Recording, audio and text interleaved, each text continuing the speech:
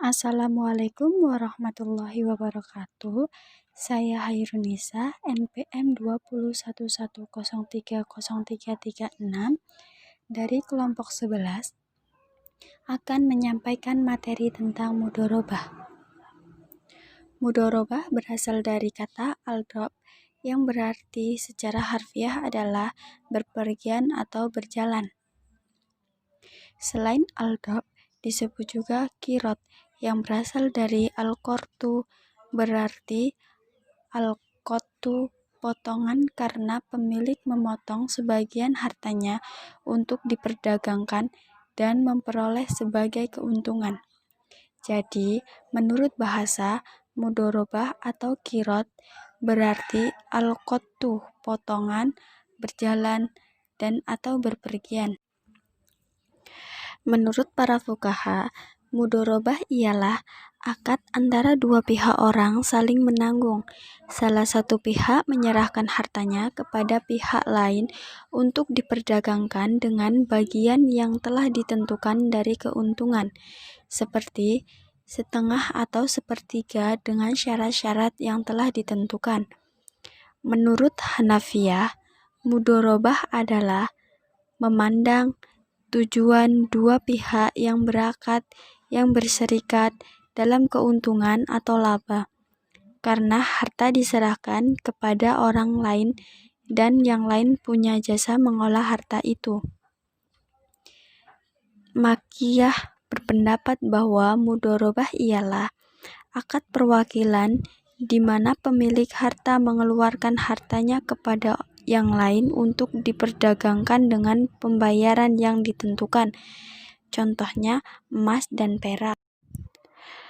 Menurut Imam Hanabilah berpendapat bahwa mudorobah ialah ibarat pemilik harta menyerahkan hartanya dengan ukuran tertentu kepada orang yang berdagang dengan bagian dan keuntungan yang diketahui.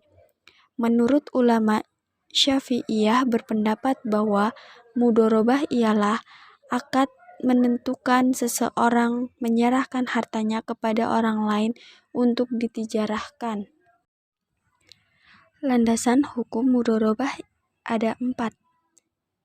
1. Al-Quran, 2. Hadis, 3. Ijma' dan Qiyas, 4. Kaidah fikih. Rukun mudorobah.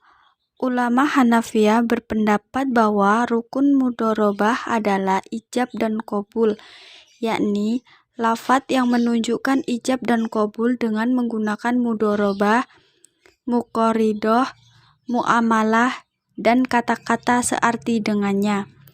Jumhur ulama berpendapat bahwa rukun mudorobah ada 3, yaitu 2 orang melakukan akad, al-aqidani, modal atau ma'qud alaih, dan syikot atau ijab dan qabul.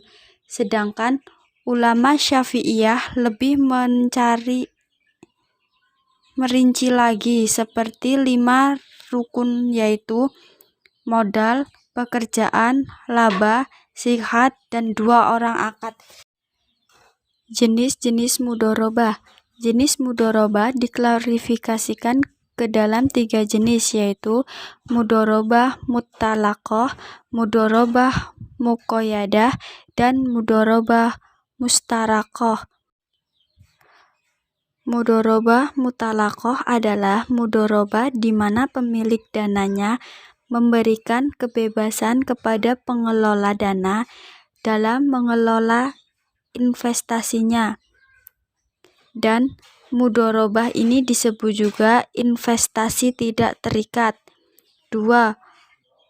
Mudorobah muqayyadah adalah mudorobah di mana pemilik dana memberikan batasan kepada pengelola antara lain mengenai dana, lokasi, cara, atau objek investasi dan sektor usaha. 3.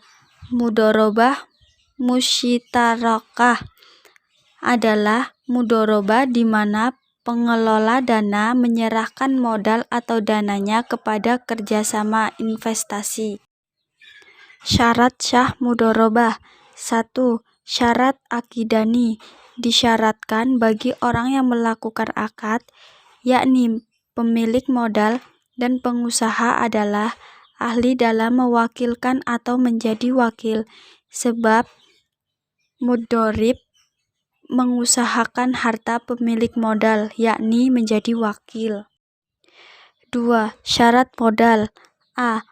Modal harus berupa uang, seperti dinar, dirham, atau sejenisnya, yakni segala sesuatu yang memungkinkan dalam perkongsian. B. Modal harus diketahui dengan jelas dan memiliki ukuran. C. Modal harus ada, bukan berupa utang, tetapi tidak harus di tempat akad juga boleh mengusahakan harta yang dititipkan kepada orang lain. D. Modal harus diberikan kepada pengusaha. Hal ini dimaksudkan agar pengusaha dapat mengusahakannya, yakni menggunakan harta tersebut sebagai amanah.